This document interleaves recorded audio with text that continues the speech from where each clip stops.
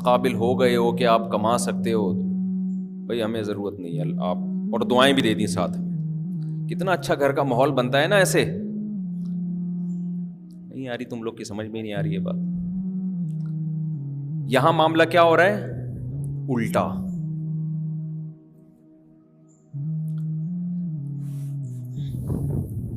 حالانکہ ہمارے والد صاحب کی کچھ بہت زیادہ آمدن نہیں تھی، پورا 7 بہن بھائی تھے ہم لوگ، نہ نسل روکی کہ آمدن کم ہے تو بچے کم ہوں. اگر ہمارے ابا 2 بچوں کے بعد نسل روک لیتے ہم مارکیٹ میں نہیں آتے، آج ابا کا تذکرہ بھی نہ ہو رہا ہوتا ممبر پہ.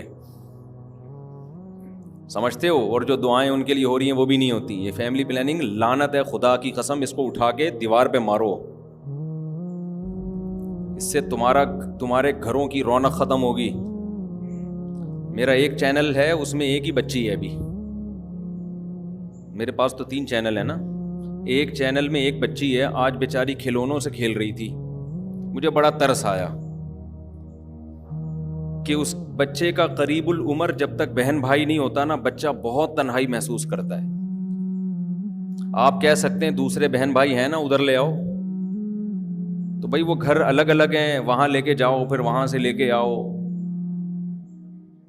گھر میں ہی ہونا چاہیے، جس گھر میں بچہ رہتا ہے نا اسی گھر میں اس کو بہن بھائی قریب العمر، ان میں زیادہ وقفہ نہ ہو، ورنہ بچے کی مینٹل گروتھ نہیں ہو پاتی، بچہ خوش نہیں رہتا.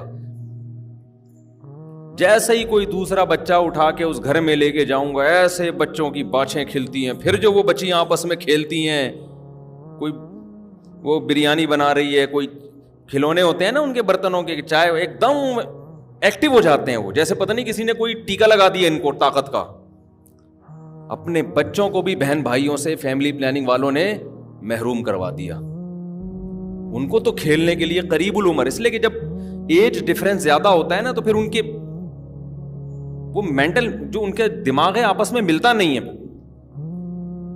ہم تو 4 بہن بھائی بالکل قریب العمر تھے تو ہم ایسا کھیلے تھے، اپنے ہی کھیلوں میں مشغول رہتے تھے. ہم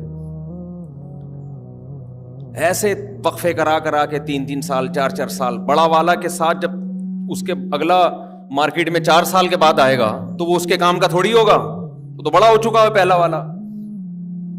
بہنوں کو بہنیں چاہیے اپنی باتیں شیئر کرنے کے لیے، بھائیوں کو بھائی چاہیے، پھر بہن کو بھائی بھی چاہیے، بھائی کو بہن بھی چاہیے. بہت سی باتیں بھائی اپنی بہن سے کر سکتا ہے، بھائی سے نہیں کر سکتا. بہنوں کے دل میں محبت کے جو جذبات ہوتے ہیں بھائی کے لیے، وہ بھائیوں کے دل میں نہیں ہوتے، وہ اور طرح کے ہوتے ہیں. سارا 2 3 بچوں کے نام پہ پورے خاندانی نظام کی ایسی کی تیسی کر دی. وہی کتے پالو گے کل جا کے گھر میں، دیکھنا وہی پالو گے کتے جو گورا کر رہا ہے. گورے نے یہ دیکھ بھی نہیں رہے کہ تم ہلا رہے ہیں گورے کے سامنے کتوں کی طرح، دیکھ بھی نہیں رہے کہ گورے نے یہ فیملی پلاننگ والا سسٹم اپنا کے اپنے گھروں کو کیسا اجاڑا ہے، کیسا ویران کر دیا. کتوں سے دل بہلا رہے ہیں، پھر بھی بات کھوپڑی میں نہیں آ رہی. عورت کی ایکچولی صحت یوں ہو جائے گی. جن کے عورتوں کے 8 10 بچے ہیں ان کی صحت دیکھو، اور جن کے 2 ہیں ایسے پھول کے نا آپا بنی ہوئی ہیں. وہ پہلے جو نانیاں دادیاں 90 سال کی ہوتی تھی اس لیے کہ نسل نہیں روکتی تھیں. یہ نیچرل ہے، نسل روکنا نیچرل تھوڑی ہے. نسل روکو گے تو یہ نیچر سے بغاوت کر رہے ہو. نیچر سے بغاوت کر کے صحت اچھی ہو سکتی ہے کیا؟ نہیں آ رہی میرا غلط بات سمجھ میں. جو ڈپریشن کے مریض ہیں نا، میں ان سے کہتا ہوں کہ گھر میں بچے رکھو جا کے. ڈپریشن خدا کی قسم ختم ہو جاتی ہے بچوں کو دیکھ کے. ایسا کھیل رہے ہوتے ہیں، ایسی آپس میں باتیں کر رہے ہوتے ہیں، ایسا وہ. بچوں کو ماں باپ جتنا پالتے ہیں نا، بچے ماں باپ کو اس سے زیادہ پالتے ہیں.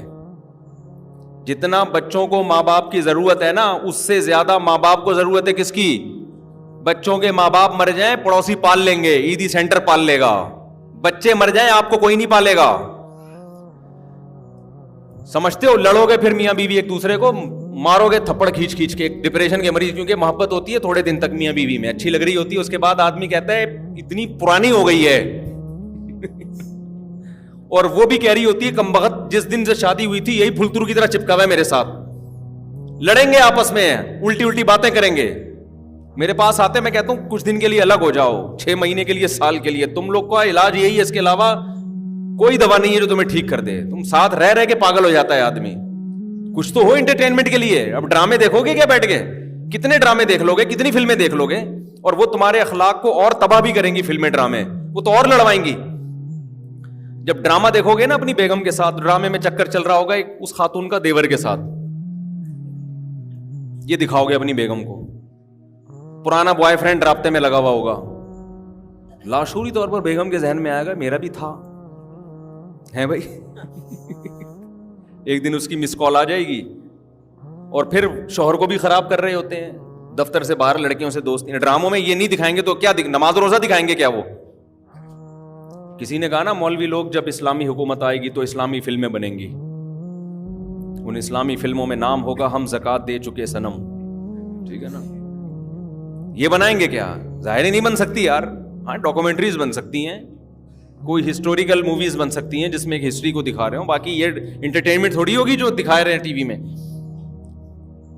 تو انٹرٹینمنٹ کے لیے خدا کی قسم مسجد کے ممبر پہ بیٹھا ہوں, پوری ذمہ داری کے ساتھ کہہ رہا ہوں, بچوں سے اچھی انٹرٹینمنٹ کوئی بھی نہیں ہے. جو گھر آباد ہوتا ہے نا, زیادہ ہوں, ایک آدھ نہیں, اچھے ہو, قربانی کا بکرا لے کر آؤ یار, دمبا لے کر آؤ, بچے انجوائے کرتے ہیں. عید الفطر میں بچے انجوائے کرتے ہیں, عید الاضحیٰ میں بچے انجوائے کرتے ہیں. ان کی خوشیوں پہ انسان خوش ہوتا ہے, ان کے غموں پہ انسان روتا ہے.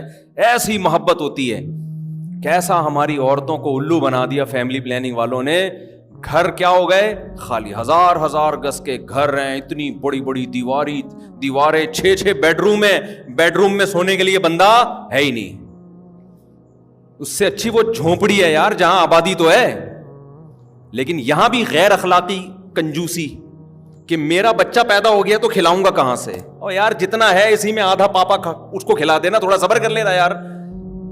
روزی دینے والا خدا ہے, انسان پیدا ہو رہا ہے, انسان سے زیادہ کوئی قیمتی چیز ہو سکتی ہے؟ آپ کے بکری نے بچہ دیا, آپ نے کاٹ کے اس کو کچرے میں پھینک دیا, کیوں یار کھلاؤں گا کہاں سے؟ اگلا کہے گا ابے اسے تھوڑا پال کے بیچ دیتا, جتنا اس کو کھلائے گا نہیں اس سے زیادہ کما کے دے گا. یہ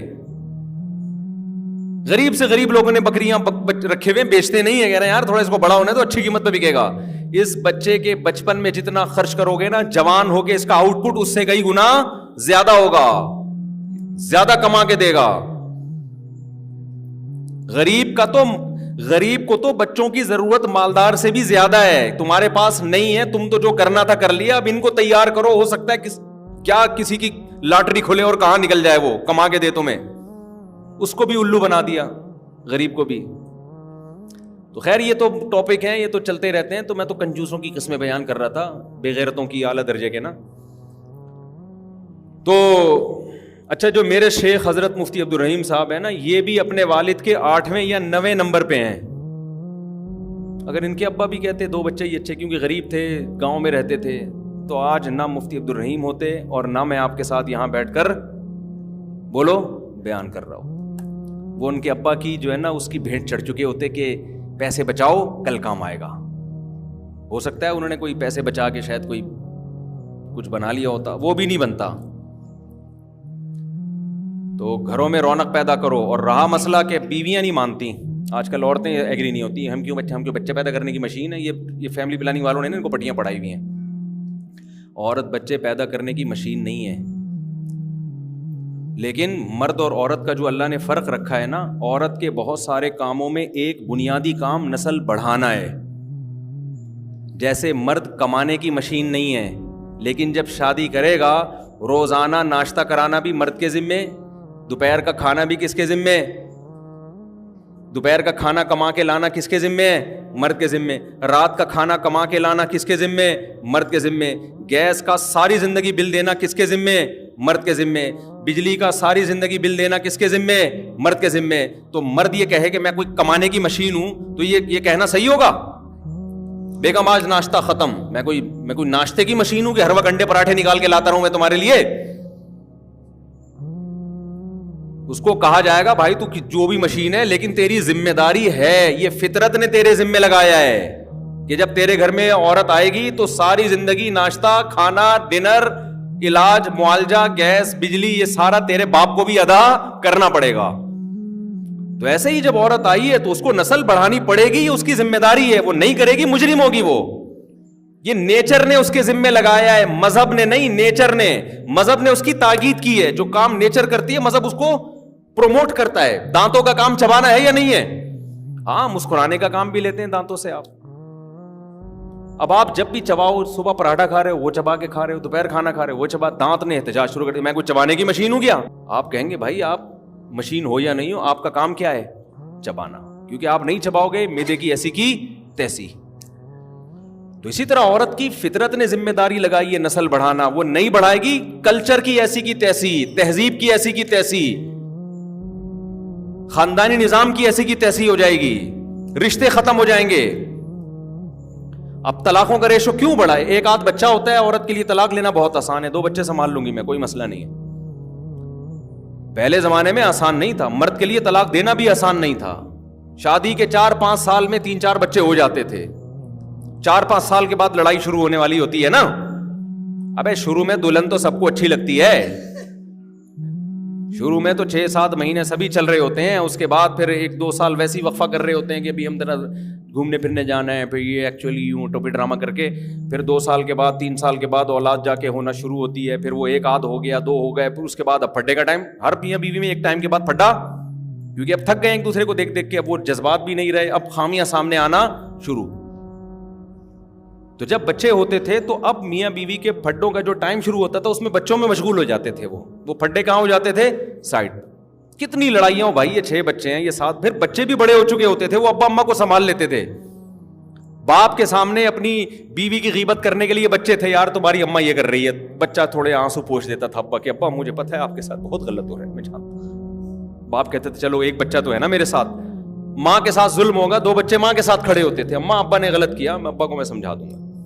لڑائی کا ریشو بھی کم اور اس کو سنبھالنے والے بھی مارکیٹ میں موجود ہیں. اور یہ بھی ہوتا ہے کہ ابا کو غصہ آیا بچوں پہ اتار دیا، ماں کو شوہر پہ غصہ آیا بچے پیٹ دیے، پکڑ کے نا کوٹ دیے. بچے بلا وجہ پٹ رہے ہوتے ہیں نا ادھر ادھر. اس سے بچوں میں بھی کانفیڈنس کیا ہو رہا ہے؟ پاورفل ہو رہے ہیں نا. وہ ایسے پھسے سے بچے جو ہر وقت دودھ جلیبی کھلاتے رہو، وہ تو بچہ ہی برگر نکل جائے گا. تو کوئی بھی سوسائٹی کو اس سے فائدہ نہیں ہو رہا، سب برباد ہو رہا ہے. خیر، اور پھر یہ جب آپ کرو گے کہ میرے پاس میں یعنی ان پہ خرچے تاکہ کم ہو، یہ تو بہت ہی گھٹیا سوچ ہے، خدا کی قسم بہت ہی گھٹیا سوچ. پیسے بچانے کا اس سے گھٹیا طریقہ اس کائنات میں نہیں ہے کہ آپ انسان کو دنیا میں آنے سے روک دو، جبکہ آپ کو یہ بھی پتا ہے کہ وہ انسان جب آتا ہے اللہ ماں کی چھاتیوں میں اس کے آنے سے پہلے دودھ پیدا کر دیتا ہے. اتنی بڑا سگنل خدا نے دے دیا کہ اس کا خرچہ میرے ذمے ہے، تیرے ذمے نہیں ہے.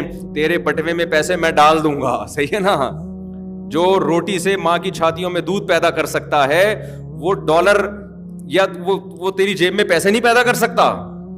پیسے کے ذرائع دنیا میں کروڑوں ہیں، وہ آنا آسان ہے.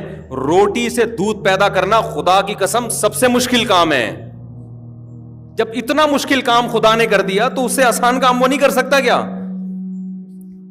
وہی کافروں کی طرح وہی سوچ، وہی یہودیوں کی طرح کیلکولیٹر لے کے بیٹھے ہوں گے، بس اتنے آ رہے ہیں تو اتنے بچے افورڈ ہو سکتے ہیں، تو تیسرا آ گیا تو پھر مسئلہ ہو جائے گا، وہ کمائے گا کہاں سے، وہ یہ ہو جائے گا. تو 2 ہی چیز. اور پھر جب حمل روکنے کی وجہ سے بیوی کی صحت خراب ہوتی ہے، حمل روکنے سے تو مرد کی بھی صحت خراب ہوتی ہے، اگر وہ کچھ ایسے آرٹیفیشل طریقے ہیں، عورت کی بھی خراب ہوتی ہے. پھر اس کے لیے الگ سے ٹیبلٹ، پھر اس کے لیے الگ سے دوائیں، پھر اس کے سائیڈ افیکٹ کا الگ سے علاج، پھر اس کا الگ سے علاج. پھر جو مانے حمل دوائیں عورتیں کھاتی ہیں 99.9% ڈپریشن میں جاتی ہیں. یہ تو لکھا ہوا ہے میڈیکل سائنس کی کتابوں میں کہ حمل روکنے کی کوئی ایک دوا بھی ایسی نہیں ہے جس سے عورت کو ڈپریشن نہ ہوتا ہو. پھر جب وہ ڈپریشن میں جائے گی تو پھر پھڈے باز بنے گی. وہ آپ تمیز سے بات کرو گے، ہر بات کو نیگیٹو، جب آدمی ڈپریشن میں ہوتا ہے تو ہر بات کو نیگیٹو لے کے جاتا ہے کہ نہیں جاتا؟ اور جب خوش ہوتا ہے تو ہر نیگیٹو کو بھی کیا کرتا ہے؟ ہنستا ہے. ٹھیک ہے نا. الٹی باتوں پہ بھی اس کو کیا آتی ہے؟ بیگم آج کا دماغ لگ رہا ہے زیادہ چل گیا آپ کا، وہ ہنسے گا اس پہ. میرے ساتھ تو ایسا ہی ہوتا ہے، میں جب خوش ہوتا ہوں تو گھر میں کوئی الٹی بات بھی ہو تو مجھے اکثر ہنسی آ رہی ہوتی ہے الحمدللہ. تو میں کیونکہ الحمدللہ اللہ کا فضل ہے، زیادہ خوشی اللہ نے رکھا ہوا ہے، ہمارے اعمال تو ایسے نہیں ہے لیکن اللہ نے رکھا ہوا ہے. تو میں الٹی باتوں پہ بھی آپ میرے گھر میں پوچھیں اکثر ہنسی آ رہی ہوتی ہے مجھے کہ یار یہ آج کچھ زیادہ ہو گئی میرا خیال ہے اس طرح سے میں کہہ کے. لیکن آدمی غصے میں ہو نا جیسے ہم کبھی غصے میں بھی ہوتے ہیں, ہمارا تجربہ ہے, اگلا صحیح بات بھی کر رہا ہوتا ہے تو آدمی کو غصہ آ رہا ہوتا ہے, یار یہ صحیح کیوں کی, یہ بھی موقع ہے صحیح بات کرنے کا. 5 نمازیں پڑھا کرو, میں کوئی کافر ہوں جو میں 4 نمازوں کا قائل ہو گیا. بچے ہوتے ہیں تو خوشیاں ہوتی ہیں انسان کے گھر میں. ہاں بچوں میں پریشانیاں بھی ہوتی ہیں لیکن وہ کم ہیں. جیسے کھانا کھانے کے بعد کچھ پریشانیاں بھی آتی ہیں, نیند بھی آئے گی, طبیعت بھاری ہو جائے گی, واش روم بھی جانا پڑے گا, یہ نقصانات کم ہیں. اس کی بیس پہ کھانا ہی چھوڑ دو, وہ نقصانات زیادہ ہیں. اب لوگ کہتے ہیں بیگمیں راضی نہیں ہوتی, تو بھائی شادی سے پہلے ایسی عورت سے شادی کرو جس میں سب سے پہلے ہدف ہے تمہیں نسل دے گی وہ. اور یہ میرا حکم نہیں, نبی کا حکم ہے, تزوج الودود الولود. پیغمبر صلی اللہ علیہ وسلم نے فرمایا ایسی عورت سے نکاح کرو جو تمہیں اولاد کثرت سے دے. حدیث میں کہیں بھی نہیں ہے ڈاکٹر سے نکاح کرو, حدیث میں کہیں بھی نہیں ہے کسی پڑھی لکھی سائنٹسٹ سے نکاح کرو, حدیث میں کہیں بھی نہیں کسی سیاستدان سے نکاح کرو, حدیث میں کہیں بھی نہیں ہے کہ حسینہ سے نکاح کرو. کریں, منع نہیں ہے. سب سے پہلی جو صفت عورت میں دیکھنی ہے کہ شادی کا جو بنیادی مقصد ہے خاندان بڑھانا, وہ حاصل ہو رہا ہے کہ نہیں ہو رہا. ڈاکٹر کا متبادل گلی محلے میں جو کلینک ہے نا وہ ہے. بیمار ہو جاؤ, محلے والے, میرے پاس بہت سے ڈاکٹر ہیں, ان کا نمبر دے دوں گا, علاج کرا لینا. اس کے لیے بیوی ڈاکٹر ہونے کی ضرورت بولو نہیں, اس کے لیے بیوی کے لیکچرار ہونے کی ضرورت نہیں. ہاں ایک عورت آپ کو نسل دے رہی ہے, پھر اگر وہ پڑھی لکھی بھی ہے تو اور زیادہ اچھا ہے. کیا خیال ہے بھائی؟ پھر وہ اگر خوبصورت بھی ہے تو اور زیادہ اچھا ہے, پھر اگر وہ پیسے والی بھی ہے تو اور زیادہ اچھا ہے, پھر اگر وہ لیکچرار بھی ہے تو اور زیادہ. پڑھی لکھی میں ذرا مینٹل لیول آدمی کا ملتا ہے, تھوڑا سا پڑھی لکھی ہوگی تو ہو سکتا ہے زبانی سے بات سمجھ میں آئے, لکھ کے دے دیں, پڑھ لے. بعض دفعہ آدمی نہیں کہہ سکتا نا, بولے گا تو پٹے گا, تو اس کا طریقہ یہ ہوتا ہے پڑھی لکھی ہے تو لکھ کے دے دو, سمجھ جائے گی. جو پڑھی لکھی نہیں ہے اس کو لکھ کے دو گے تو سمجھ میں اس کے بعد پھر بھی نہیں آئے گی. وہ ایک آدمی بیوی کا پھڈا تھا نا, تو ان کو پتا تھا کہ جو بولے گا پھر آگے پھڈا پڑے گا. تو شوہر نے بیوی کو لکھ کے دے دیا کہ مجھے صبح 8 بجے جگا دینا, آفس جانا ہے. صبح 10 بجے آنکھ کھلی, غصہ آ جا, لکھ کے دیا کہ مجھے جگایا کیوں نہیں. کیونکہ ان کا ایگریمنٹ ہوا تھا بھائی بات نہیں کریں گے, جب بات کر, کیونکہ لکھنے میں نا ٹائم لگتا ہے. آدمی کہتا ہے گالیاں والیاں نکال کے بس جو ٹو دا پوائنٹ بات ہے وہ لکھو. بولنے میں تو آدمی اسپیڈ میں بولتا چلا جاتا. اس لیے جن کے یہاں پھڈا ہو نا, یہاں وہاں ہی اچھا ہے. ان میاں بیوی پہ پابندی لگاؤ, بولو آئندہ آپ دونوں جو بھی بات کریں گے لکھ کے ہوگی بات. اس سے دیکھو 99% مسئلے کیا ہو جائیں گے, حل ہو جائیں گے. حقیقت بتا رہا ہوں. اور اس کو یہ بھی بولا کرو جو لکھ کے دو گی تو پہلے ایک دفعہ پڑھو گی بھی, اور میں بھی جب لکھ کے دوں گا پڑھوں گا. 6 مہینے پریکٹس کریں, دیکھو مزہ نہ آئے پیسے واپس. تو اس نے لکھ کے دے دیا کہ بھائی مجھے صبح 8 بجے جگا دینا. بیگم کو نہیں جگایا اس نے. صبح 10 بجے اس نے بولے گا یار تم نے لکھ کے دیا کہ جگایا کیوں نہیں. اس نے لکھ کے دیا کہ آپ کے تکیے کے نیچے پرچی لکھی پڑی ہوئی ہے. تکیہ اٹھا کے دیکھا, اس کے نیچے لکھا تھا 8 بج گئے, اڑ جاؤ. سمجھ رہے, اس پہ لکھا ہوا تھا 8 بج گئے ہیں. کوئی بات نہیں, 2 گھنٹے لیٹ ہو گیا لیکن پھڈا تو نہیں ہوا نا. اب شوہر کو کتنا غصہ آئے گا کہ میں اس کو تھپڑ لگا دوں, تو زیادہ زیادہ ایک تھپڑ کا نشان لکھ کے پارسل کر دے گا نا, اس سے تھوڑی لڑائی ہوگی. تو خیر میں کنجوسوں کی اقسام بیان کر رہا تھا کہ جو پرلے درجے کے کنجوس ہیں وہ اس طرح بھی پیسہ بچاتے ہیں کہ اپنی